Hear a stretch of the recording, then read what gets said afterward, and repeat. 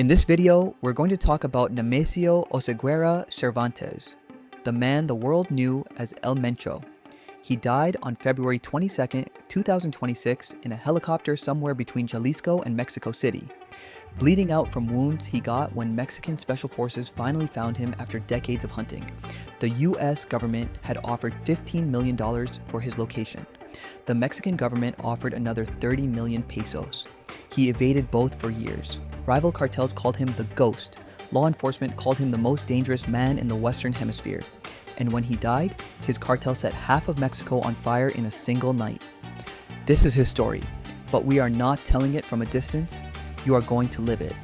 You are born on July 17, 1966, in a place called Culotitlan. It is a rural community in Aguililla, Michoacán.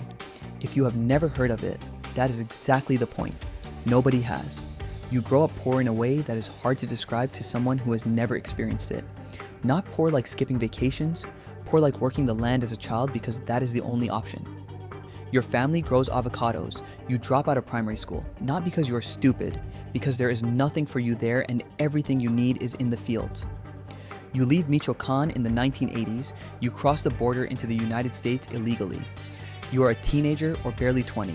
You are looking for the same thing every person who makes that crossing is looking for, a way out. America does not give it to you cleanly. You get arrested multiple times. The charges are drug-related. The American system processes you and eventually deports you back to Mexico in the early 1990s. You are back where you started, except now you know something you did not know before. You know how the other side of the border works, you know the demand, you know the infrastructure, and you know that the money flowing through the drug trade is real in a way that avocado farming never will be. You go to work. You start at the bottom of the millennial cartel. You are not a boss. You are not even close to a boss. You are muscle, logistics, someone who shows up and does what is asked, but you are reliable in a world where reliability is the rarest quality. You do not talk when you should not talk. You do not steal from the organization. You do not panic. In a business where most people either get killed or get arrested within a few years, you survive. And survival is how you get noticed. The Millennial Cartel is based in Jalisco. It is connected to the Sinaloa Cartel, which at this point is the dominant criminal organization in Mexico. You work inside this ecosystem. You learn how territories are divided. You learn how money moves. You learn how officials are paid and what happens to the ones who refuse. You learn that the drug trade is not chaos, it is a system, and the people who understand the system are the ones who last. You also make a decision that will define everything that comes after. You marry Rosalinda Gonzalez Valencia. Her family, the Valencia family, is one of the most powerful criminal dynasties in Western Mexico. The marriage is not purely strategic, but strategy and love are not mutually exclusive in this world. Through Rosalinda, you gain access to networks, to trust, to capital. The marriage is the key that opens the first door. By the mid-2000s, Mexico's drug war is escalating. President Felipe Calderón launches a military offensive against the cartels in 2006. The strategy is called the kingpin approach. Take out the leaders and the organizations collapse. What actually happens is different. When you kill the top of a hierarchy, the middle layers fight each other for the vacancy. The result is not less violence, it is more. Bodies everywhere, cartels fracturing, new organizations forming from the wreckage. You watch this carefully. You understand it faster than most. When your bosses in the Millennial Cartel start getting arrested or killed, you do not run. You consolidate. You pull together the pieces that are still functioning. You create something new. In 2010, your organization is formally established. It is called Los Mata Zetas, the Zeta Killers. The name is a declaration of war against Los Zetas, who are at this moment the most violent cartel in Mexico, known for industrial-scale brutality and expansion into territories they do not own. You fight them. You win in Western Mexico. And when the war settles, you rename the organization. You call it the Jalisco New Generation Cartel, the CJNG. You are 44 years old. You run your own cartel, and you are just getting started. The CJNG under your command does not look like what most people imagine when they think of a drug cartel. It is not a street gang. It is not a loose collection of criminals held together by fear and cash. It is a franchise model, a corporation with affiliates. You identify smaller local criminal organizations across Mexico and offer them a deal. operate under the CJNG banner. Pay a percentage, get our protection and our supply. Some accept willingly, some need convincing. The ones who refuse learn what happens when you say no. The business diversifies. Yes, there is cocaine moving through your ports. Yes, there is marijuana from the mountains. But you see something that most cartel leaders of the previous generation missed entirely. You see fentanyl. Fentanyl changes everything. It is synthetic. It does not require farmland or harvest seasons. The precursor chemicals come from China and can be obtained at scale. The manufacturing cost is almost nothing. The street value in the United States is extraordinary. A kilogram of fentanyl can be cut and pressed into pills that sell for tens of millions of dollars at retail. The margin is unlike anything the drug trade has ever seen. You build labs, you build relationships with Chinese chemical suppliers, you build distribution networks that reach nearly every state in America. By the time US authorities fully understand the scale of what is happening, the pipeline is already institutional. Intelligence estimates will later conclude that the CJNG generates more than $8 billion annually from cocaine trafficking alone. Another $4.6 billion from methamphetamine. Fentanyl adds billions more. The Mexican government will eventually estimate that the CJNG controls roughly $50 billion in total assets.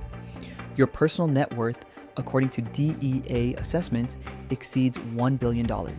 The US State Department puts a $15 million bounty on your head. The Mexican government adds 300 million pesos. You become the most wanted man in the country, possibly the hemisphere, and almost nobody knows what you look like. You are not El Chapo. You do not build a zoo or throw parties or give interviews to Hollywood actors. You stay invisible. Your cartel runs propaganda campaigns, posts videos online, hangs banners from bridges, but you yourself are never on camera. You move constantly. You rotate safe houses. You never use the same border crossing twice. Mexican security forces believe you are somewhere in the mountains between Jalisco, Michoacán, Nayarit, and Colima, guarded by mercenaries with military training. They cannot find you for a decade. Rivals call you the Ghost. The name fits, but invisibility requires discipline, and discipline in this world extends to everyone around you, including your family. Your son Ruben, known as El Menchito, is brought into the organization. He oversees labs, weapons procurement, enforcement. Your daughter is involved in financial operations. Your brother Antonio, known as El Tony Montana, manages logistics. Your brother-in-law's network handles distribution. The CJNG is in many ways a family business, and that will eventually become its most dangerous vulnerability, because families can be arrested, and arrested people can be used. The empire starts bleeding through the people around you. In 2015, your cartel shoots down a Mexican military helicopter with a rocket-propelled grenade during an operation in Jalisco. 15 soldiers die. It is an act of open warfare against the state. It works in the short term. It signals to the government that the CJNG cannot be taken cheaply. But it also marks you permanently as a different category of threat, not just a drug trafficker, an enemy of the state. In June 2020, your cartel attempts to assassinate Omar Garcia Harfuch, Mexico City's public security secretary. The ambush involves dozens of gunmen and military-grade weapons. Harfuch survives. 2 of his bodyguards and a civilian do not. The Mexican government's response is categorical. You are now not just wanted, you are hunted on a different level. Then the arrests start. December 2022. Your brother Antonio, El Tony Montana, is captured in a raid in Guadalajara. Weapons seized, money laundering networks exposed. February 2025, he is extradited to the United States. Gone. November 2024. Your son-in-law, Christian Fernando Gutierrez Ochoa, is arrested in Riverside, California. He had faked his own death. He had been living under an assumed identity in the US. You had allegedly helped engineer the scheme, telling your own associates that you had killed him yourself for lying. A lie to protect a lie. The Americans found him anyway. Gone. Your son El Menchito, already in US federal prison, sentenced to life in March 2025, ordered to forfeit more than $6 billion in drug trafficking proceeds. Gone. Your daughter, in custody. Your brother, Abraham, in Mexican custody. One by one, everyone you trusted with the organization is removed from the board. The line of succession, The family you built the empire around is sitting in cells in the US and Mexico.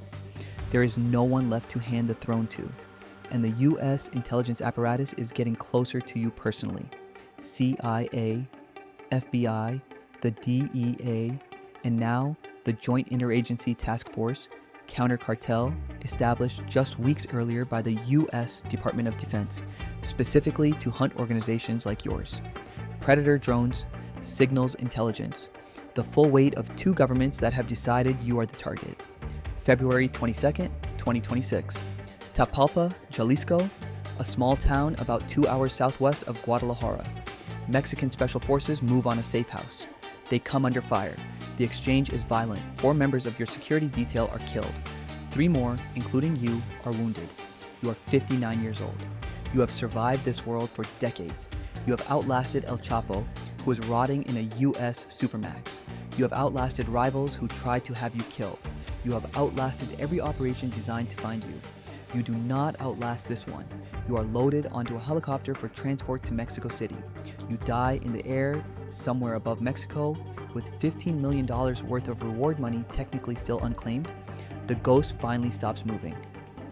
On March 3rd, 2026, you are buried in Zapopan in a golden casket. Within hours of your death, the CJNG does what you trained it to do. It responds with force. More than 250 narco blockades appear across 20 Mexican states simultaneously.